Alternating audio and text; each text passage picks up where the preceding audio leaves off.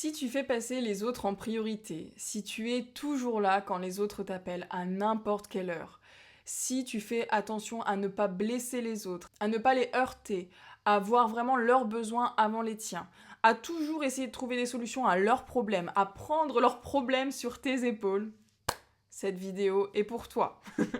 Tu as peut-être le syndrome du sauveur. Et c'est une posture que j'ai adoptée pendant des années, la posture du sauveur, de la sauveuse, et j'ai compris récemment, il y a quelques années, que c'était une posture du triangle de Karpman, qui est le triangle des relations toxiques. Et en fait, j'ai compris à quel point c'était pas du tout sain d'agir comme ça avec les autres et aussi envers soi-même. Et donc c'est pour ça que je fais cette vidéo. Il y a une époque où j'étais constamment là pour les autres, je vivais pour les autres. J'avais vraiment cette volonté d'aider, j'avais envie qu'on m'appelle quand on avait un problème, ça me blessait même si on ne m'appelait pas quand la personne avait un problème. Si j'apprenais que la personne avait un problème et qu'elle ne m'avait pas appelé, je pouvais même faire la gueule. Je disais mais attends, mais pourquoi tu m'as pas appelé, mais j'aurais été là, etc. Et j'avais vraiment inconsciemment cette volonté de prendre les problèmes des gens sur mes épaules et de m'occuper de leurs problèmes. Et je pense que c'est un mécanisme aussi pour ne pas s'occuper de ses propres soucis. On est toujours mieux pour aider les autres, enfin, certaines personnes sont meilleures pour aider les autres que pour s'aider soi-même. Et du coup, c'est un travail que j'ai vraiment fait sur moi ces dernières années et que je vois beaucoup en séance. Beaucoup de personnes pensent que si elles font passer leurs besoins en priorité, elles sont égoïstes. Bah non, évidemment, il ne faudrait pas qu'elles pensent à elles, parce que sinon c'est égoïste, ça ferait d'elles des mauvaises personnes. Déjà, j'aimerais rassurer et surtout remettre un peu de contexte et de perspective à ce mode de pensée. Si tu n'es pas aligné avec toi-même, tu ne peux pas être pleinement disponible pour les autres. Vaut mieux que tu prennes en compte tes besoins en priorité et que tu te remplisses et que tu sois aligné, et tu pourras beaucoup plus aider les autres de cette manière que si tu es toujours en train de satisfaire les besoins des autres et toi tu t'oublies complètement et que tu es complètement à côté de tes pompes. Moi personnellement c'est ce qui m'est arrivé pendant des années et je pense que j'ai aidé beaucoup de personnes mais je me suis vraiment oubliée et c'est vraiment quand j'ai pris en compte mes besoins que ça a changé mon regard sur moi, ça m'a permis d'évoluer encore plus vite, et au final, ça n'a pas changé le fait que je sois toujours là pour les autres quand ils en ont besoin. En tout cas, je suis là de la meilleure manière possible, et je pense que ça fait vraiment des relations plus saines, plus sereines, et je peux être mieux disponible pour les gens qui ont besoin de mon aide. Et il y a quelque chose que j'aimerais rajouter qui est très important, qui m'a enlevé beaucoup de frustration et de colère, c'est le fait qu'on ne peut pas changer les autres. Et quand je voyais des proches qui avaient des soucis et que je pensais avoir les solutions pour eux, je dépensais une énergie mais dingue pour essayer de leur régler leurs soucis, alors que ces personnes-là n'avaient inconsciemment ou consciemment pas envie d'être aidées en fait.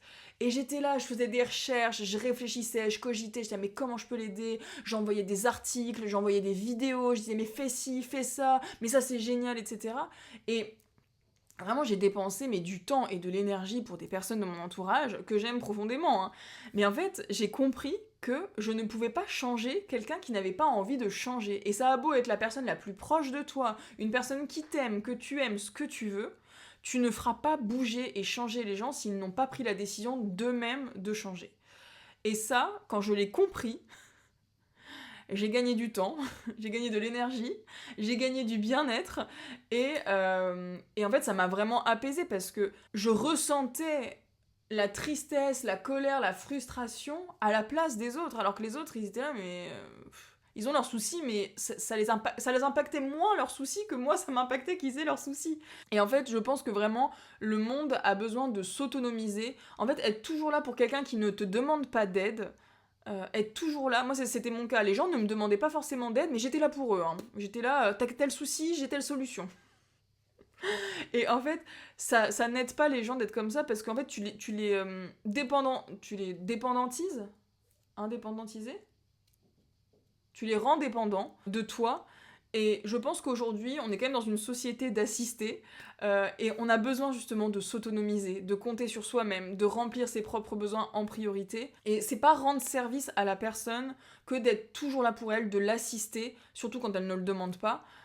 C'est pas rendre service à la personne. Et ça, je l'ai vraiment compris, et il y a des personnes de mon entourage avec lesquels j'ai lâché prise parce que je dépensais une énergie tellement dingue pour essayer de leur rendre la vie plus facile. Selon moi, en plus selon mon prisme de vue, qui n'est pas la vérité universelle, les gens changent pour eux et il y a plusieurs manières de changer et ce n'était pas la mienne qui était la meilleure et je pense qu'au final c'est contre-productif de toute façon. Plus tu vas dire à quelqu'un fais ci, fais ça, moins il aura envie de le faire.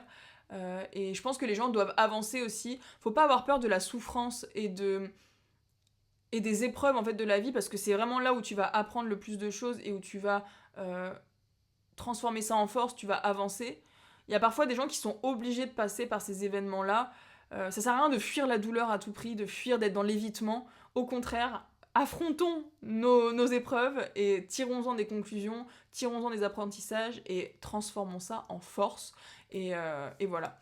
J'espère que cette vidéo te parle. Je sais que moi, ça a été un grand souci pendant des années de ma vie et c'est quand j'ai changé ça que ça m'a vraiment permis d'avoir des relations plus saines, d'être plus saine avec moi-même, d'être plus apaisée et ça m'a fait gagner beaucoup de temps, d'énergie, de bien-être. Donc voilà, je te le partage. J'espère que ça t'aidera. N'hésite pas à t'abonner si tu aimes ce genre de contenu. Je publie une vidéo par jour.